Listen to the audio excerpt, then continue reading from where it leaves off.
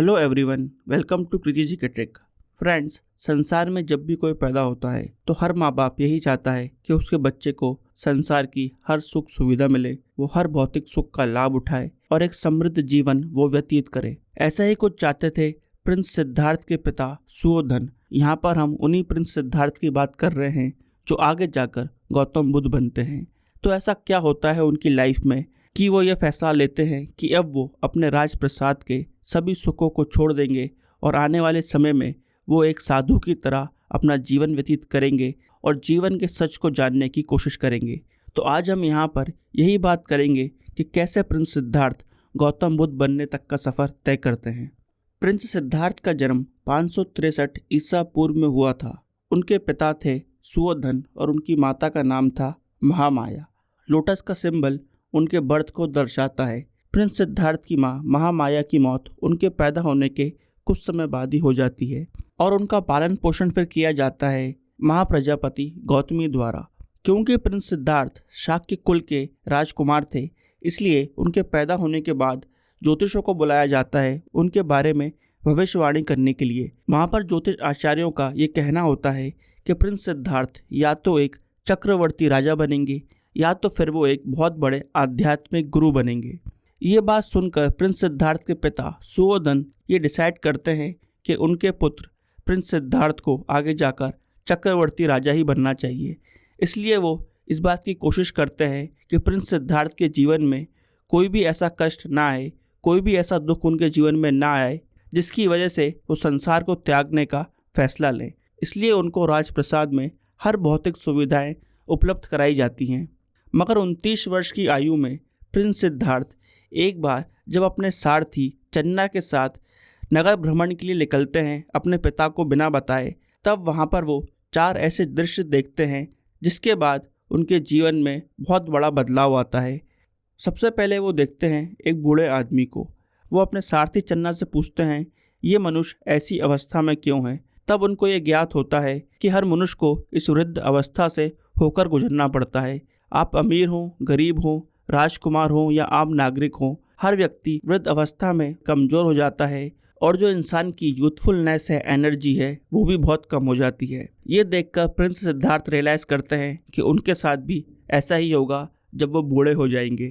थोड़ा और आगे बढ़कर उनको दूसरा दृश्य दिखता है जहाँ पर वो एक बीमार व्यक्ति को देखते हैं। वो फिर अपने सारथी चन्ना से पूछते हैं कि इस व्यक्ति को क्या हुआ है, ये इस अवस्था में क्यों है। तो वहाँ उनको ज्ञात होता है कि ये व्यक्ति बीमार है और बीमारी की वजह से वो इस अवस्था में है। उनको ये बताया जाता है कि हर इंसान कभी ना कभी जीवन काल में बीमार पड़ता है और बीमारी के समय उसका शरीर उसका साथ नहीं देता, उसके परिजनों को उसकी सेवा करनी पड़ती है और उसकी बीमारी का कष्ट ना ही उसको बल्कि पूरे परिवार को होता है। तो यहाँ पर फिर प्रिंस सिद्धार्थ सोचते हैं कि हो सकता है कि वो भी आगे जाकर बीमार हो जाएं और उनको भी इस अवस्था से गुजरना पड़े।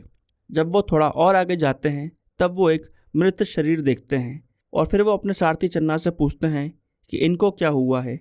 उनको फिर वहाँ पर यह ज्ञात होता है कि मृत्यु जीवन का अंतिम सत्य है। हर व्यक्ति को एक ना एक दिन मरना होता है और जब भी किसी व्यक्ति की मृत्यु होती है तो उसका परिवार और उसके प्रियजन एक बहुत बड़े दुख से गुजरते हैं।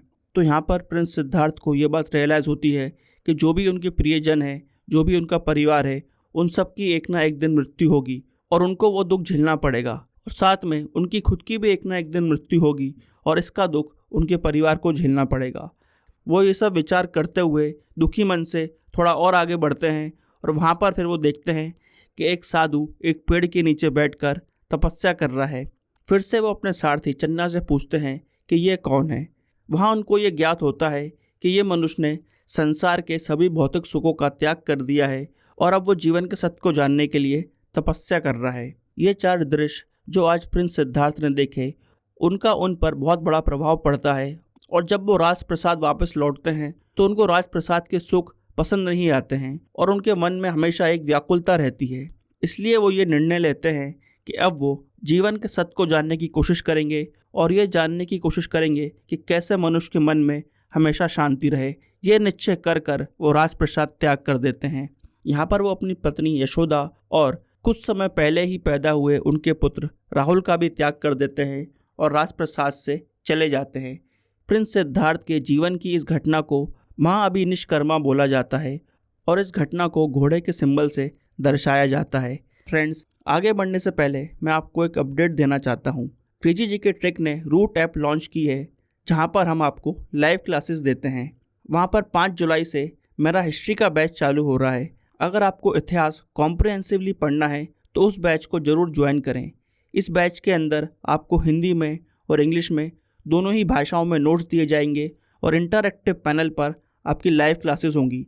ये क्लासेस आप बाद में रिकॉर्डेड फॉर्म में भी देख सकते हैं। इसके अलावा भी रूट ऐप पर बहुत सारे कोर्सेज हैं जिनमें आप एनरोल कर सकते हैं, तो रूट ऐप एक बार ज़रूर विजिट करें। आइए अब आगे बढ़ते हैं। और यहाँ पर जब वो इस रास्ते पर निकलते हैं तो सबसे पहले चालू होती है फिजिकल जर्नी, जहाँ पर वो राजमहल के सुख सुविधाओं को छोड़कर एक आम इंसान की तरह, एक आम साधु की तरह जंगल में अपना जीवन व्यतीत करने वाले थे। यहाँ पर दूसरा पहलू होता है इमोशनल ब्रेक। यहाँ पर जो भी उनका लगाव था अपनी फैमिली के साथ, अपने माता पिता के साथ, अपनी पत्नी और अपने बच्चे के साथ, उसको उनको तोड़ना पड़ता है। और इस इमोशनल बॉन्ड को तोड़ने के बाद तीसरा पहलू होता है साइकोलॉजिकल शिफ्ट, जहाँ पर वो जीवन को नए दृष्टिकोण से देखना चालू करते हैं। यहाँ पर उनकी जो जीवन को लेकर समझ है वो चेंज होना चालू होती है। वो लगातार इस प्रश्न का उत्तर ढूंढते रहते हैं कि संसार में इतना दुख क्यों है और उस दुख से बाहर निकलने का क्या रास्ता है। 5-6 साल तक प्रिंस सिद्धार्थ जंगल में रहते हैं, बहुत सारे साधु संतों से मिलते हैं और फाइनली उनको बोध गया में पीपल के पेड़ के नीचे निर्वाण की प्राप्ति होती है। और उस दिन के बाद वो प्रिंस सिद्धार्थ से गौतम बुद्ध बन जाते हैं और उसके बाद वो अपना पहला सरमन यानी कि उपदेश देते हैं सारनाथ जाकर अपने पहले 5 अनुयायियों को। और इस घटना को बोला जाता है धर्म चक्र परिवर्तन, और एक चक्र का सिंबल इस चीज़ को दर्शाता है। इसके बाद गौतम बुद्ध संघ की स्थापना करते हैं, उनके अनुयायी बढ़ते चले जाते हैं और वो जगह जगह जाकर उन्होंने जो भी ज्ञान प्राप्त किया है उसको फैलाते हैं। यहाँ पर गौतम बुद्ध ने जीवन के बारे में 4 सच बताए। सबसे पहला सच उन्होंने ये बताया कि दुनिया दुख से भरी हुई है और इस दुख का कारण है डिज़ायर यानी कि इच्छा। तीसरी बात उन्होंने बोली कि इंसान अपने डिज़ायर पर, अपनी इच्छाओं पर विजय प्राप्त कर सकता है और इस दुख से बच सकता है। चौथी बात उन्होंने बोली कि इस दुख से बचने के लिए अपने डिज़ायर्स पर, अपनी इच्छाओं पर विजय पाने के लिए एक मार्ग है और उस मार्ग का नाम दिया गया अष्टांगिका मार्ग, 8 फोल्ड पाथ। इस अष्टांगिका मार्ग को अगर आप अपने जीवन में अपनाते हैं तो आपके जीवन में आप एक मध्यम मार्ग का पालन करेंगे, जहाँ पर आपको जीवन में कोई भी बात ना तो अति उत्साहित करेगी ना ही कोई अति दुख पहुँचाएगी। आप जीवन की हर परिस्थिति में संयम रखेंगे और आपको कोई भी बात विचलित नहीं कर पाएगी। तो आइए देखते हैं कि अष्टांगिका मार्ग में क्या बताया गया। सबसे पहली बात यहाँ पर गौतम बुद्ध ने बोली राइट ऑब्जर्वेशन यानी कि सही अवलोकन। दूसरी बात राइट डिटर्मिनेशन, सही निर्धारण। तीसरी बात राइट एक्शन यानी कि सही कार्रवाई। चौथी बात राइट स्पीच, सही भाषण। पांचवी बात राइट लाइवलीहुड, सही आजीविका। छठी बात राइट एक्सरसाइज यानी कि सही व्यायाम। सातवीं बात राइट मेमोरी यानी कि सही बुद्धि। और आठवीं है यहाँ पर राइट मेडिटेशन यानी कि सही ध्यान। तो फ्रेंड्स, जो कोई भी मध्यम मार्ग को अपनाना चाहता है उन सबको ये 8 बातें अपने जीवन में धारण करनी होती हैं। यहाँ पर महात्मा गौतम बुद्ध ने रैशनैलिटी और लॉजिकल थिंकिंग पर जोर दिया। उन्होंने उस समय चल रही वर्ण व्यवस्था में देखा कि लोगों के अंदर समानता नहीं है, इसलिए उन्होंने जो अपना संघ बनाया उसके अंदर वर्ण व्यवस्था का पालन नहीं किया जाता था। संघ के अंदर सब समान थे और सबके पास यहाँ पर मौका था कि वो जीवन के सच को पहचान सकें और निर्वाण की प्राप्ति करें। गौतम बुद्ध ने कर्मों पर ध्यान देने पर जोर दिया। उन्होंने कहा था कि आपके जीवन की परिस्थिति आपके कर्म डिसाइड करते हैं। उन्होंने एक लंबा समय मगध और कौशला में व्यतीत किया और कुशीनगर जो आज के उत्तर प्रदेश में है वहाँ पर वो अपने शरीर का त्याग करते हैं, जिस घटना को कहा जाता है महापरिनिर्वाण। तो यहाँ पर हमने जानने की कोशिश करी कि कैसे प्रिंस सिद्धार्थ गौतम बुद्ध बनते हैं। इसके अलावा भी बहुत सारी बातें हैं जहाँ पर हमको पता चलेगा कि कैसे बौद्धिक धर्म की संरचना होती है। उसके बारे में हम किसी और वीडियो में बात करेंगे। आज के लिए इतना ही। आई होप आपको ये वीडियो इन्फॉर्मेटिव लगा होगा। ऐसे ही वीडियो देखने के लिए इस वीडियो को लाइक करें, शेयर करें और हमारे चैनल को सब्सक्राइब करें। Till then friends, bye bye and take care.